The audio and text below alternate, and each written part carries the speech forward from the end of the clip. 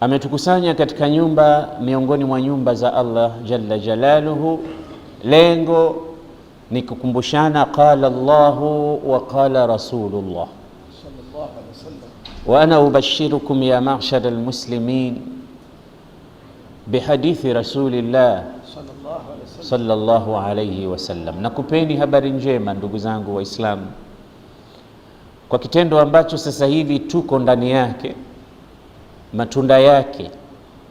Mtume anasema ma jalasa qaumun fi baitin min buyuti llah yatadarasuna kitab Allah yatluna kitab Allah wa yatadarasunahu fima bainahum, hawatokaa katika nyumba miongoni mwa nyumba za Allah watu wakawa wanazisoma aya za Mwenyezi Mungu na kusomeshana, illa nazalat alaihimus sakina.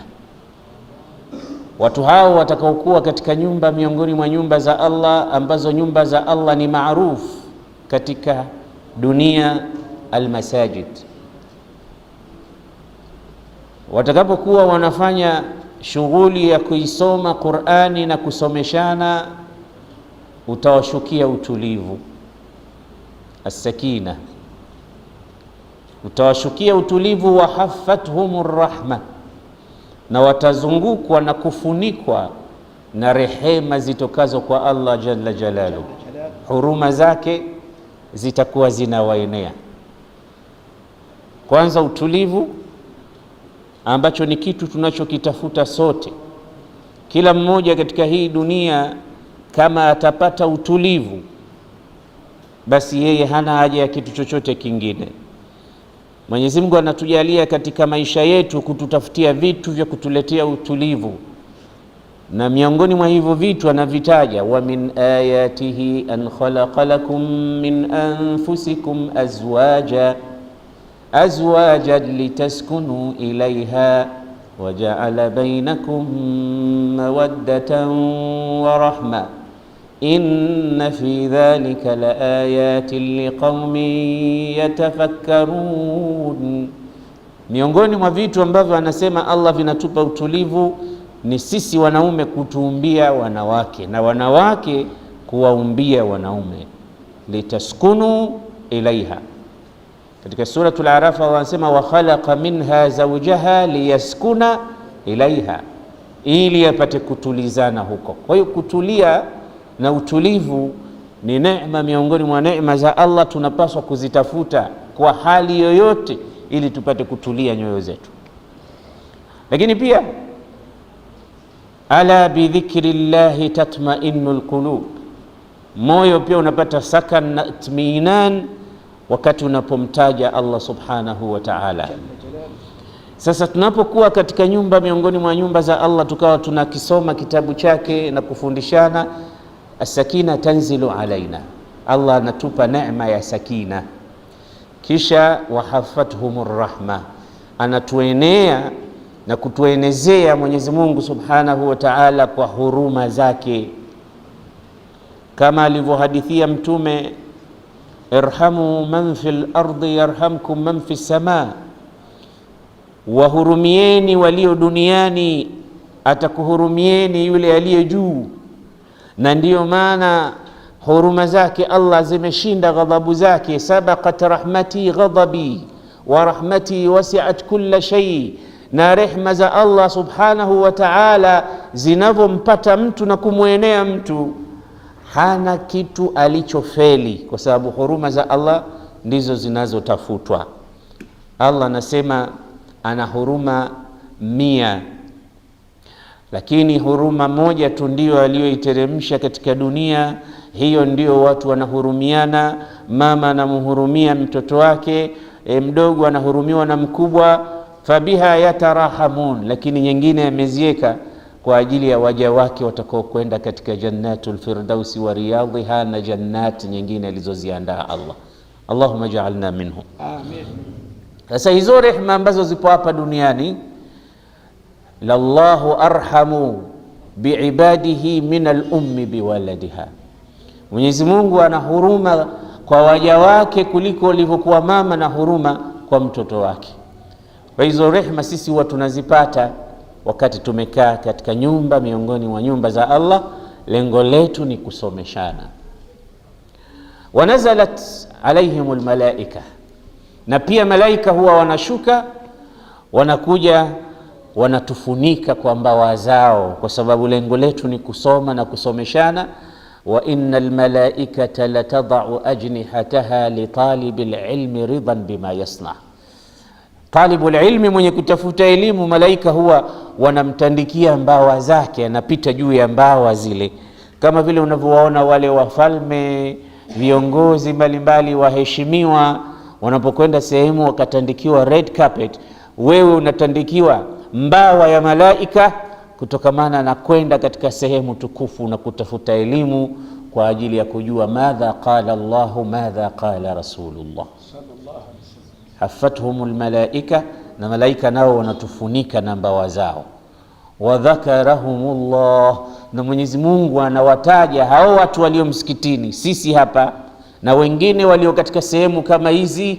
Allah anawataja kwa kheri, kwa kujigamba na kujifakhiri mbele ya malaikatul kiram. Anambia, angalia waja wangu wamekusanyika, hawataki chochote, wananiomba pepo, wanataka niwaepushe na moto. Fashhadu, basi nanyi shuhudieni malaika wangu, anni qad ghafartu lahum qad a'taytuhum ma yasaluna wa ma yatlubun, nimewapa wanachokiomba na wanachojikinga nacho nimewakinga nacho. Hivi vikao ni vikao vya kheri sana. Ndio maana Mtume anasema, idha marartum biriyadil jannati farta'u, mnapopita katika mabustani, viwanja, mashamba ya pepo, chumeni matunda yake na mwanze kula. Faqalu wama riyadul jannati ya Rasulallah, wakamuuliza ni yapi mashamba ya peponi? Hapa duniani tunaweza tukayapata wapi hayo? Twende Aden, Yemen, au twende wapi?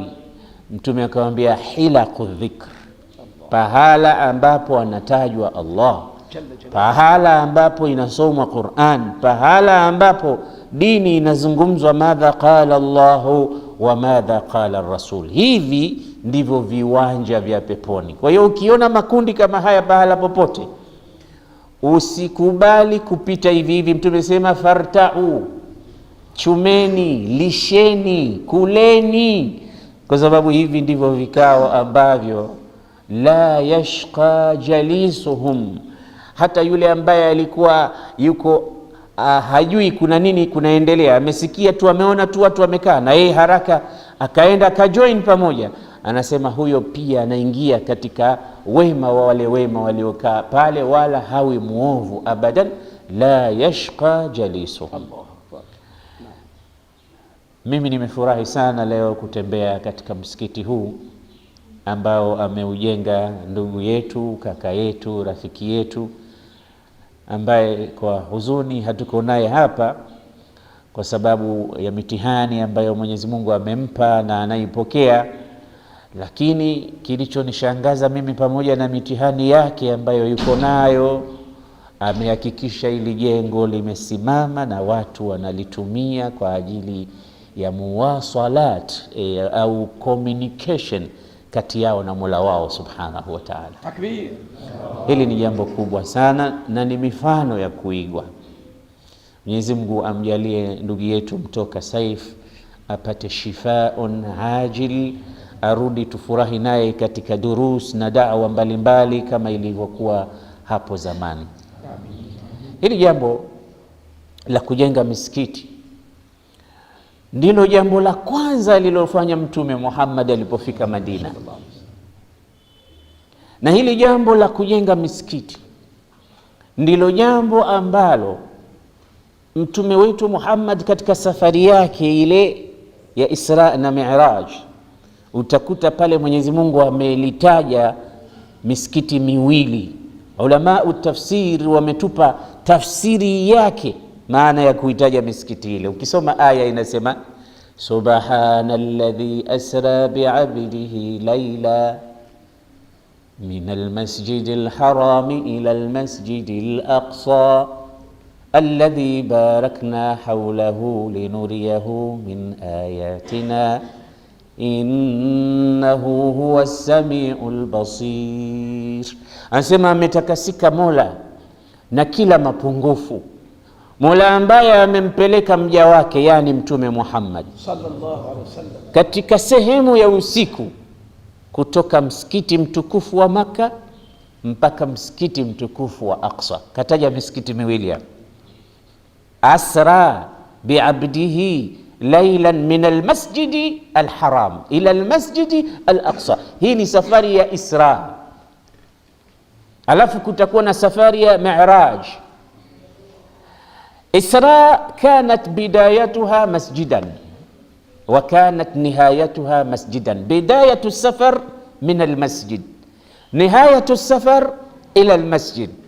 Safari ilianzia msikitini na ikakomea msikitini, na wakati huo haikuwepo hii misikiti ambayo unaiona sasa, majengo haya, Masjidul Haram, Masjidul Aqsa, imekuja hii baadaye. Na Qur'ani tunavyojua sisi ni kalamullah, minhu badaa wa ilayhi yaud, ni maneno ya Allah subhanahu wa ta'ala. Kwa hiyo Allah ameyazungumza na kuashiria misikiti hii kabla hata ya kuasisiwa. Ni ishara kwamba sayuassisu almuslimuna almu'minuna min hadhaini almakanaini masjidaini sharifaini alharamain. Wataanza hapa, wataanzisha misikiti moja, Masjidul Haram, ambayo swala yake pale ukiswali moja unalipwa laki. Alhasanatu au salatu fil Masjidil Haram bi 100,000 salah. Ukienda kule Masjidul Aqsa 500. Ni misikiti mitukufu. Sasa wanaulizana, kwa nini safari ya Mtume ilianzia msikitini ikakomea msikitini? Nasema lianna at-tarbiyata al-haqiqiyyata as-salimata la takunu illa fil masajid, kwa sababu malezi ya kiroho ya sawa yaliyosalimika huwezi ukayapata pahala pengine, unayapata katika hizi nyumba. Na hicho ndicho kilichomfanya Mtume alipotoka Maka, hijra yake, alipofika Madina, kitu cha kwanza hakujenga hata nyumba yake ya kulala, wakati nyumba ya mtu ni muhimu sana. Lakini historia inatuambia alianza kujenga msikiti. Alipofika Quba alijenga msikiti, na ndio msikiti wa kwanza. La masjidu, asema la taqum fihi abadan, la masjidun ussisa ala taqwa min awwali yawmin ahaqqu an taquma fihi rijalun yuhibbuna an yatatahharu wallahu yuhibbul mutahhirin. Lakini pia msikiti huu wa Quba ni msikiti wa kwanza, na msikiti wa Mtume ulio pale Madina City ni msikiti vile vile ambao Mtume alijenga hata kabla ya makazi yake. Ulama usira wanasema kuna mambo mawili makubwa aliyafanya Mtume alipofika Madina. Moja, akha baina almuhajirin wal ansar, akha baina almu'minin, yani aliwaunganisha Waislamu, wewe na huyu, wewe na huyu, wewe na huyu, wewe ndugu yako huyu, wewe ndugu yako huyu, kwa sababu muhajirin wametoka huko kwao, wameacha kila kitu kule, wameacha kila kitu kilichokuwa cha kwao, nyumba zao. Hata yeye Mtume kaacha nyumba zake, Abu Bakar kaacha mali yake, wengine wameacha watoto wao, yani thamani ya mali zao zote wameziacha Maka, wamekuja huko hawana kitu. Sasa Mtume anawaunganisha ili wa huku waliokuwa na kitu wagawane na hawa, wawe ni ndugu zao, wasihisi wapweke, wahisi kwamba wana wenzao wanaoweza kuwapokea. Ndio maana Mtume akasema inna Allaha qad ja'ala lakum mahjaran tahjuruna ilaiha wa ja'ala lakum ikhwanan, Mwenyezi Mungu amejalia nyinyi mna pahala, nendeni, na amewapa Mwenyezi Mungu ndugu kuweza kwenda kuishi nao, wanawapokea.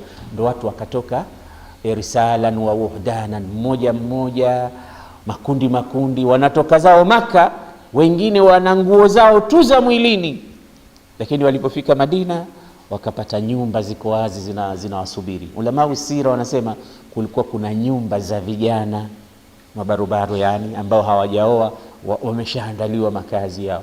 kulikuwa kuna nyumba za watu kama sisi age wameshaandaliwa, kulikuwa kuna watu nyumba za wazee wameshaandaliwa, yani walikuwa hawachanganyikani watoto na watu wazima. Kila pahala kuna watu wake, wale mabachila waliokuwa hawana wake wameandaliwa sehemu zao, kila mmoja nyumba yake imekuwa ni kama hoteli ya kuwapokea ndugu zake wasiokuwa na kitu. Lakini sio hicho tu, mifano bora ilionyeshwa hapa na Ansari, namna walivyokuwa na utu. Anasema mwenye sira, Abdurrahman ibn Auf na ndugu yake Saad ibn Rabi, baada ya Mtume amewaunganisha, we ndugu yako huyu, we ndugu yako huyu, we ndugu yako huyu. Saad ibn Rabi akaunganishwa na Abdurrahman ibn Auf, muhajir Abdurrahman, Saad ibn Rabi al-Ansar. Akamchukua ndugu yake akamwambia, wewe sasa umeshakuwa ndugu yangu, njoo sasa nikuonyeshe kila kitu changu nilichokuwa nacho na nikugawie. Ana aktharul ansari malan, mimi nina mali nyingi sana, mimi ni tajiri.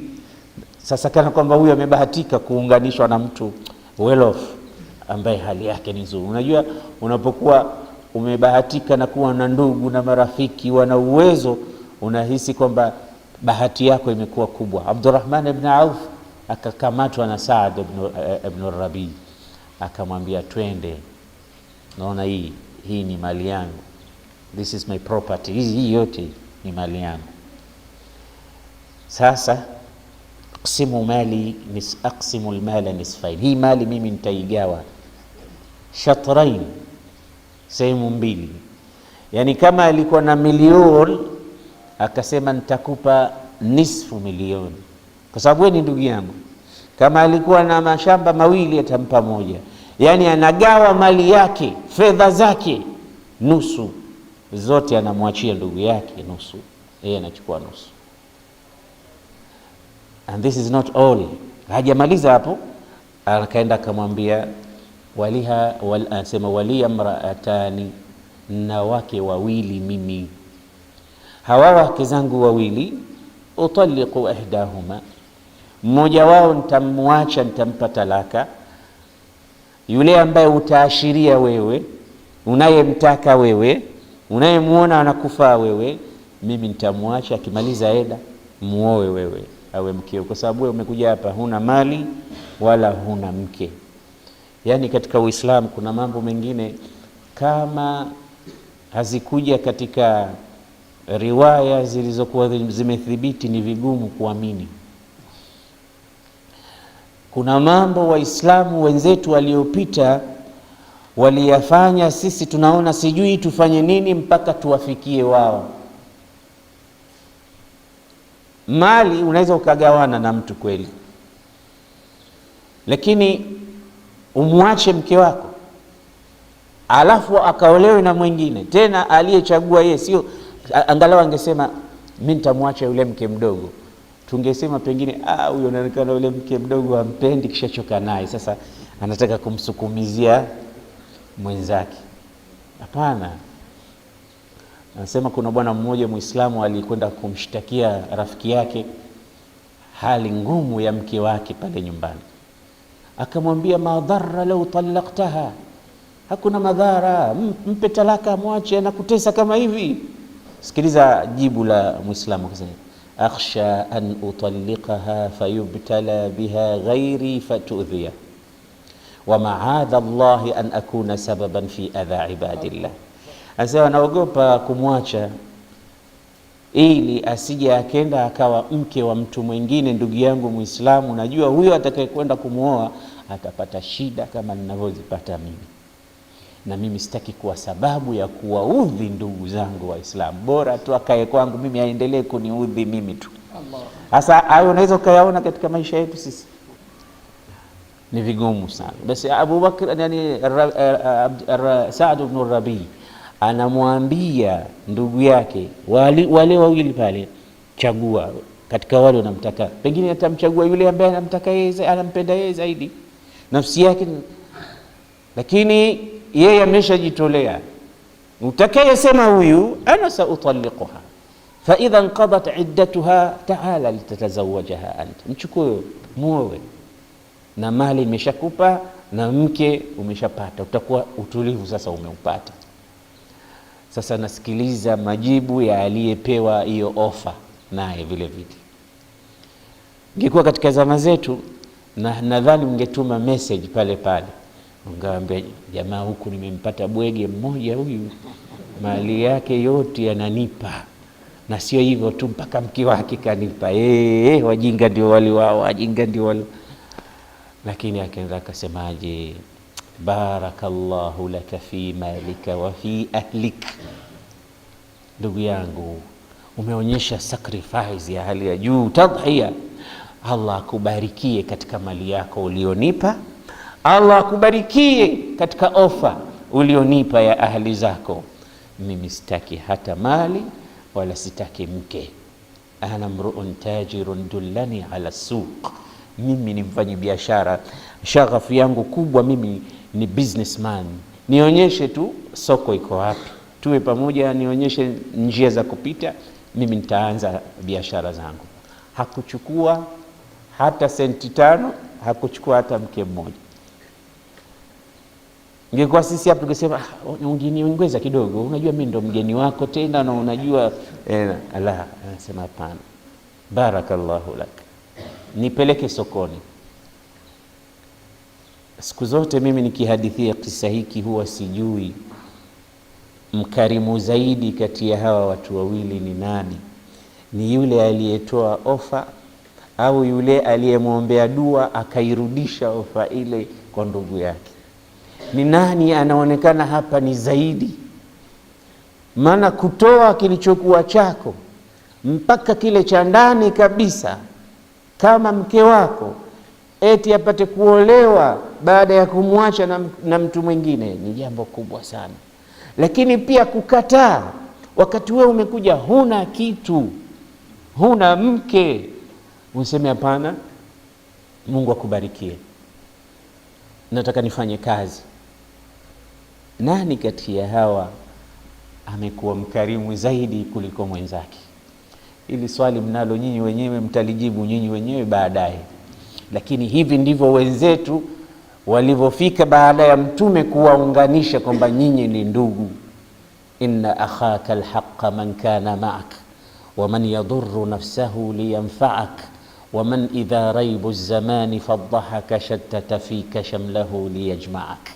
Hakika ndugu yako wa kweli ni yule aliyekuwa pamoja nawe, na yule ambaye yuko tayari kuharibikiwa yeye ili apate kukuunga wewe ulipoharibikiwa, na yule ambaye wakati utakapokuwa umekupa shida yeye yuko tayari kuharibu cha kwake ili apate kuunganisha chako wewe, akukusanye.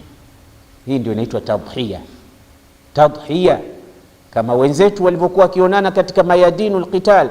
Mtu anasema jamani, kiu, unakufa kwa kiu, akipelekewa maji anasema mwingine kiu na mimi huku jamani, basi yeye ana stop kuyanywa yale maji, anasema mpelekee huyo ndugu yangu, huenda yeye akawa kiu yake ni kubwa kuliko yangu, mimi naweza nikastahimili nikasurvive. Kweli Waislamu tunaweza tukawa na roho kama hizi? Kweli wafanyi biashara, anakuja mtu ananunua kwake, ananunua the whole day, anamuona mwenzake pembeni pale hajauza, mpaka mwisho anamwambia hii bidhaa hii mimi sina, nenda katika duka jirani yangu anayo, atakuuzia, wakati yeye anayo, lakini anataka ampelekee khairi ile mwenzake. Wafanyi biashara wa Waislamu wanafanya hivyo? Ndio ile kutiliana fitna tu, huyu jamaa ni bandii, bahali zake zote ni pirates na kila kitu chake, huyu ni mwizi, usije ukanunua kwake, njoo kwangu tu, huyu ni hivi, na fitna watu wanatiliana, wakati sisi ni ndugu wa Uislamu. Yarbituna qawlu la ilaha illa Allah Muhammadur Rasulullah. Basi udugu kama huu ni wa kupigiwa mfano, na ukisoma sira utapata makubwa kuliko hayo. Angalia baraka ya kukataa na kuomba dua ofa ile. Abdurrahman ibn Auf alikuwa ni miliarder katika Waislamu. Wale matajiri wa Kiislamu tukiwataja akina Uthman ibn Affan, huwezi ukamwacha nje Abdurrahman ibn Auf. Alikuwa na mali nyingi sana, mali zake alizokuwa anazo mpaka baada ya kufa kwake, aliweka mshahara maalum, pesa maalum zinakwenda kwa wake zake Mtume Muhammad sallallahu alaihi walikuwa wako hai. Na sio hao tu, wale waliopigana vita vya Badr katika masahaba waliobakia wote walikuwa kuna kitu wanapata kutokana na mali ya Abdurrahman ibn Auf. Wenzetu mali zao zilikuwa zinatumika hivyo. Mimi na wewe mali zetu zinatumika aje? Unafadhili nini wewe Muislamu?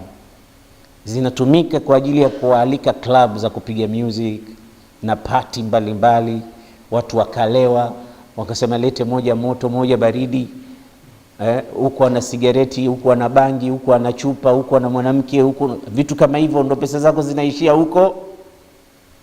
Lan tazula qadama abdin yawma alqiyamati hatta yus'al an arba', ataulizwa mtu mambo manne siku ya kiyama ndio anyanyue mguu wake aende anakokwenda.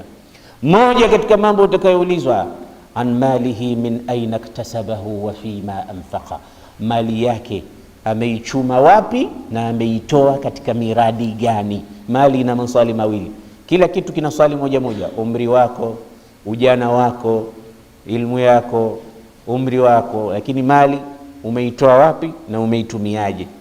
Utamjibu Allah subhanahu wa ta'ala. Kwa hiyo kitu cha pili alichokifanya Mtume baada ya kuunganisha watu, akasema akha baina almu'minin, kitu cha pili, bana masjidahu sharif, alijenga msikiti. Aliunganisha watu kwa sababu gani? Anajenga madaraja, watu wawasiliane, wawe ndugu, liyaqida au liyaqida silatan baina alibad. Ameweka communication kati ya waja wao wenyewe kwa wenyewe, lazima kuwe kuna communication kati yao. Lakini msikiti kaujenga kwa sababu gani? Sema liyaqida silatan baina alibadi wa baina rabbil ibad. Ameweka hivyo ili afanye communication kati yake na Mola wao, watu wawe wanawasiliana na Mola wao. Hii misikiti. Lakini hongereni wenye kuamirisha misikiti. Innama ya'muru masajid Allahi man amana billahi wal yawmil akhir. Anasema wale wenye kuamirisha misikiti ni dalili ya kwamba wao ni waumini wa kweli na siku ya mwisho. Wa aqama as-salah wa ata az-zakah wa lam yakhsha illa Allah. Ni watu wenye kutoa zaka za mali zao, ni watu wenye kutoa sadakati zao, ni watu wenye kumtii Allah subhanahu wa ta'ala na kusimamisha sala, na hawamwogopi isipokuwa Allah. Hawa hakika watakuwa miongoni mwa watu waliofaulu siku ya kiyama. Sasa kuamirisha maskiti ni aina mbili. Ta'mirul masajid naw'an, bibinaiha wa tashyidiha. Kuna kuamirisha misikiti kwa kuijenga kama ndugu yetu alivyojenga huu. Hii ni ta'miri almasajid. Uthman ibn Affan ni mmoja katika waliochangia sana ule msikiti wa Madina, Masjid Nabawi. Kwanza aliwahi kutoa pesa yeye kwa ajili ya kufanyiwa upanuzi ule msikiti. Kisha baadaye wakati yeye alipokuwa ni khalifa, pia akatoa tena pesa zake akafanya tausia ya pili upande wa kibla huko mbele, akaurefusha, yani akauzidisha msikiti wa Mtume na akautengeza kwa vitu ghali. Wakati huo vilikuwa havijapatikana.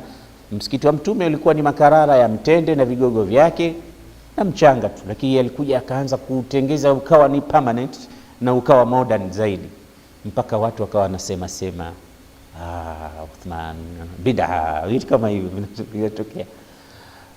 Uthman akasema arakum kad akthartum, na kuoneni mmesema mengi sana kuhusu mimi kupanua msikiti. Mlitaka niuache vile vile msikiti mdogo, mlitaka niuache vile vile wa makuti ya mtende, na kuoneni mmesema sana. Lakini nimesikia Mtume sallallahu alaihi wasallam anasema man bana lillahi masjidan yabtaghi bihi wajha Allah bana Allahu lahu baitan fil janna. Nimemsikia Mtume anasema mwenye kumjengea Allah msikiti, mwenye kujenga msikiti kwa ajili ya Allah, yani watu wakasali wakafanya ibada hizo, kafanya hicho kwa ajili ya kutaraji thawabu kwa Allah, Allah atamlipa mtu huyo aliyefanya hivyo kumjengea nyumba peponi. Una garantii ya kujengewa nyumba peponi, iwe tu kwa sharti kwamba umeujenga ukamjengea Allah subhanahu wa ta'ala. Bana lillahi masjidan. Si hilo tu, anasema katika riwaya nyingine, man bana lillahi masjidan walau mafhasin qata bana Allahu lahu baitan fil janna. Mwenye kumjengea Mwenyezi Mungu nyumba ya msikiti, hata iwe ndogo mfano wa tundu, nyumba ya ndege. Qata ni wale ndege saa nyingine wanakwenda kwa makundi makundi. Anasema wakitaka kutaga wanaenda katika nyumba zao, matundu yao yale wanaojenga. Hii kuonyesha hata huo msikiti uwe mdogo, ni kinaya, hakuna msikiti kama huo, lakini kuonyesha hata ukiwa mdogo, maadamu umejenga kadri ya uwezo wako na udogo wake huo, pia utajengewa nyumba peponi. Katika riwaya nyingine, man bana lillahi masjidan bana Allahu lahu mithlahu fil janna. Mwenye kumjengea Mwenyezi Mungu msikiti, Mwenyezi Mungu atamjengea mfano wa huo msikiti peponi. Shurahul hadithi wakasema, sasa utajengewa msikiti peponi, na kule tunasikia hakuna ibada, hakuna tena kusali, kule ni kustarehe tu. Sasa msikiti wa nini? Sio, nasema sio mithlahu, nasema mithlahu sharafan wa manzilatan. Hapa duniani ni ipi nyumba tukufu sana katika nyumba ambazo sisi tunaishi? Ni msikiti. Sasa utajengewa nyumba yenye heshima, ndio mithlahu, yani mithlahu sharafan wa manzilatan. Kama vile ambavyo sisi tunaiheshimu misikiti hapa duniani, na manzila yake ni kubwa, ndio maana watu wanapigania kila mmoja ajenge msikiti. Kama vile ambavyo tunavyoiheshimu misikiti cheo chake, na wewe utajengewa nyumba peponi, watu wataiheshimu manzila yake ile nyumba, kwa sababu umejenga msikiti huku katika ardhi. Itakuwa ina sharaf, itakuwa ina cheo, itakuwa level yake nyumba ile ni katika zile nyumba za high, ni value yake ni hali ya juu kule peponi. Mimi ukinijengea nyumba yangu ya kukaa tu, furaha yangu itakuwa nzuri sana, kubwa. Yule pale maskini furaha yake itakuwa kubwa, na yule pale ukamjengea pahala popote tu, hata hapa Charama au hapo Kinama au kule Chibitoke au pale Jabe au kule Uterere, wewe nijengee popote tu nyumba. Unakaa miaka 25, nusu ya umri wako wote hujajenga hata tofali moja. Sasa mtu anakujengea nyumba, anakuambia nenda kakae, ufunguo huo tayari, utafurahi. Je, akikujengea kule Kiriri au Kinindo nyumba za kifahari, utafurahi zaidi. Sasa mimi nakupa hii mifano, sitaki nyumba, sijasema unijengee, nakupa ni mifano ya takribi. Nakupa mfano sasa, Allah anaenda kukujengea wewe nyumba peponi. Hakujengei Kiriri wala Kinindo wala Kibenga, anakujengea peponi. Sio London wala France, Paris au Marekani, anakujengea nyumba peponi Allah subhanahu wa ta'ala. Alafu kuna watu wanakufa, wana mali zao wameziacha, hawakuzifanyia investment yoyote katika mambo ya khair. Wanaachia watoto wanarithi, na ya rate au watoto wangerithi peacefully, wanarithi, wanapigana makonde tu in pieces mpaka wanauana. Hakuna faida ya mali ile iliyopatikana katika khairi. Ukija ukipata kile ambacho Mungu amekupa, umekipenda, na we mfanyie Allah kitu anachokipenda. Na moja katika mambo anayoyapenda Allah ni kumjengea nyumba yake. Sisi tukaja hapa tukastafidi, kuna communication kati yetu na Allah. Tunamuomba Allah subhanahu wa ta'ala kila wakati, dua mbalimbali, nyuradi mbalimbali, kila amali zinazofanywa hapa, na wewe unakuwa shareholder wa yale ambayo ya khairi yanafanyika katika huo msikiti. Na shekhe mmoja aliwahi kusimulia, nimeisikia hii hadithi katika mashayikh wa kihadithia, wanasema yuko bwana mmoja alijenga nyumba ya Mwenyezi Mungu, msikiti, kwa pesa kadhaa, sasa mfano milioni 4 riali au frank, akajenga pesa nyingi sana. Wakati watu wako katika ujenzi pale, akapita mama mmoja, naye akaona watu wanajenga, naye akapeleka matofali. Alikuwa na matofali yake kama 4, naye akapeleka, jamani, mimi hii natia katika hesabu, jengeni msikiti. Nasema yule mjenzi wa msikiti mwenyewe, yule aliyejenga ule msikiti mpaka umemalizika, akaja akaota ndoto usiku kwamba Mwenyezi Mungu amemjengea nyumba peponi, na akamwonyesha, akamwambia, unaona hii palace, hii kasr, hii ni yako kwa sababu ya kujenga msikiti. Yule bwana alifurahi sana katika ndoto ambazo hakuwahi kuzifurahia, ni hii ambayo ameifurahia bila ya kiasi. Lakini kabla hajazindukana, akaonyeshwa mbele ya nyumba yake nyumba nyingine, akaambia, na nyumba hii hapa unayoiona, kasri hili hapa, ni la yule mwingine ambaye umejenga pamoja naye msikiti. Akaamka, akashtuka, mimi msikiti nimetoa mimi pesa zote, kuanzia mwanzo foundation mpaka mwisho nimejenga mimi. Ndotoni yanajua kama mambana lillahi masjidan bana Allahu lahu baitan fil janna, hii ni ndoto ya haki. Mbona kuna uliyejenga naye na yeye ana nyumba? Sio kwamba ni hasidi hataki apate, nataka kujua kwani nimejenga na nani, na wakati mimi nitoa pesa peke yangu.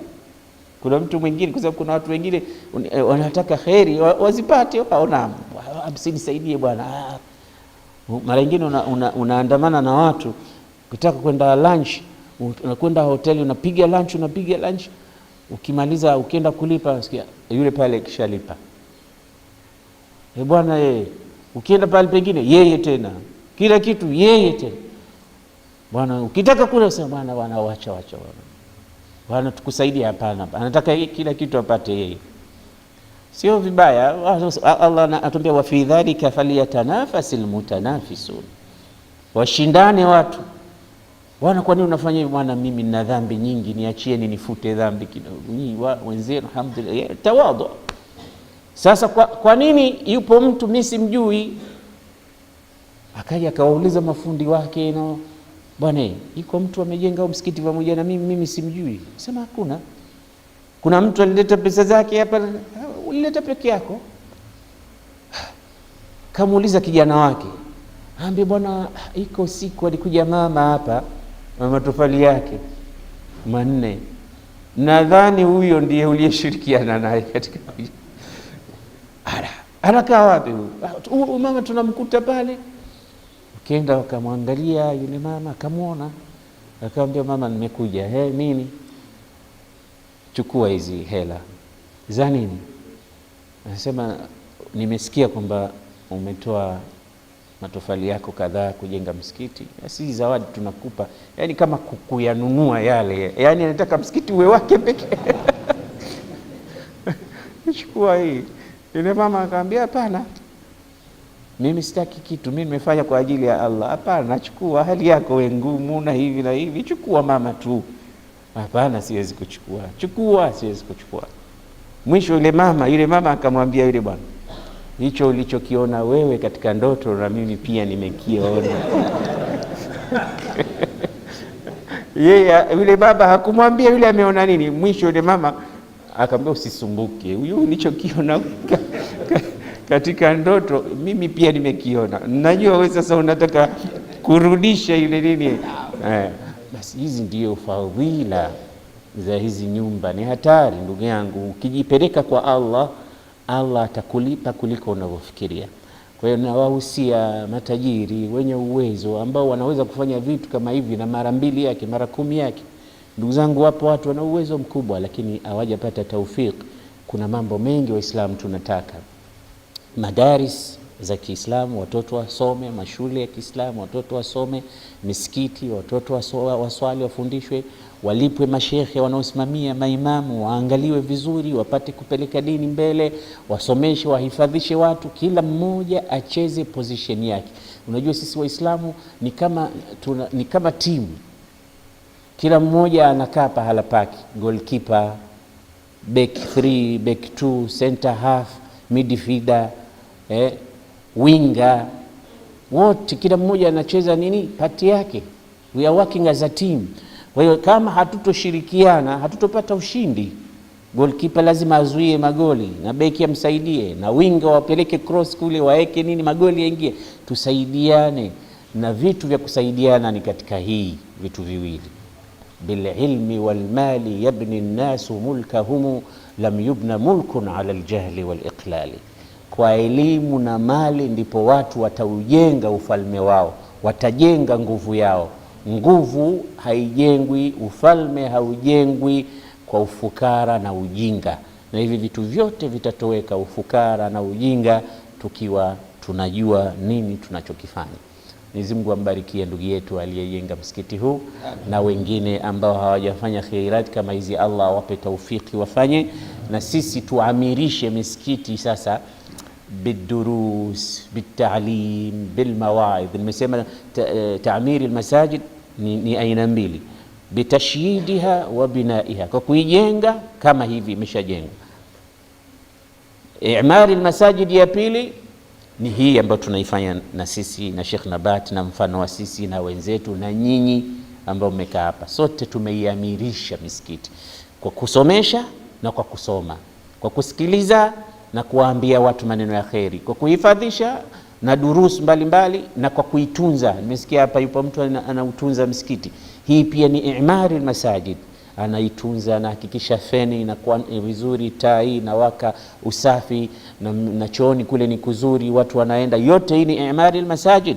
Na ndio maana katika watu watakokuwa katika kivuli siku ya Kiyama, kunao mtu anaitwa rajulun qalbuhu muallaqun bilmasajid, mtu ambaye moyo wake umetundikwa katika msikiti. Yeye furaha yake ni misikiti.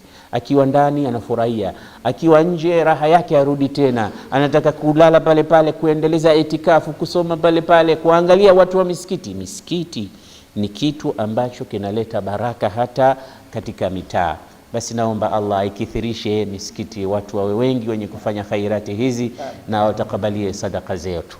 Allahumma inna nastahfidhuka adyanana wa anfusana wa amwalana wa ahlana wa kulla shay'in a'taytana. Allahumma ij'alna wa iyyahum fi kanafika wa amanika wa jiwarika wa iyadhika min kulli shaytanin maridin wa jabbarin anidin wa dhi baghin wa dhi aynin wa dhi sihrin wa dhi shar wa min sharri kulli dhi sharrin innaka ala kulli shay'in qadir. Allahumma ishfi mardana wa مرضى المسلمين. اللهم ارحم موتانا وموتاهم يا رب العالمين.